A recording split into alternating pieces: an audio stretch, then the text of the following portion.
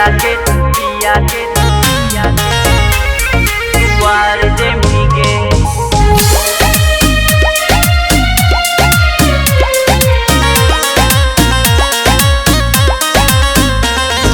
Mix by Mantu melody Lakhisarai.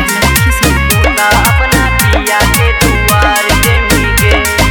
पालकी में होके सवार जय मोही, तू तो अपना पिया के दुआर जय मोही, तू तो अपना पिया के दुआर जय मोही। पालकी में होके सवार जय मोही, तू तो अपना पिया के दुआर जय मोही। छोड़ी के तू हमारा ससुरार जय मोही, दिलावा के करके करार जय मोही। पालकी में होके सवार जय भीगे, तू तो अपना पिया के दुआर जय भीगे। तू तो अपना पिया के दुआर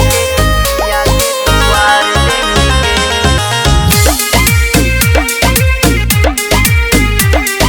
तू तो अपना पिया के दुआर जय भीगे। चली जमी जान गे हमरा तू छोड़ के, देखले सूरतिया गिरतई अखिया से लोर गे।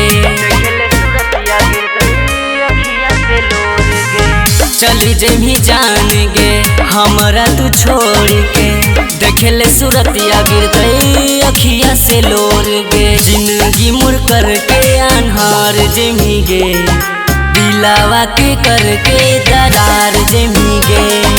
पालकी में होके सवार जय भीगे, तू तो अपना पिया के दुआर जय भीगे।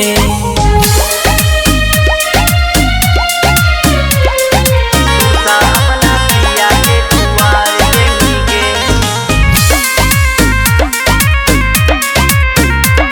तू तो अपना पिया के दुआर जय भीगे। बोल के तू झूठ गे दिला ले नहीं लूट गे, रोबो है प्रिंस राजा माना गेले रूठ गे।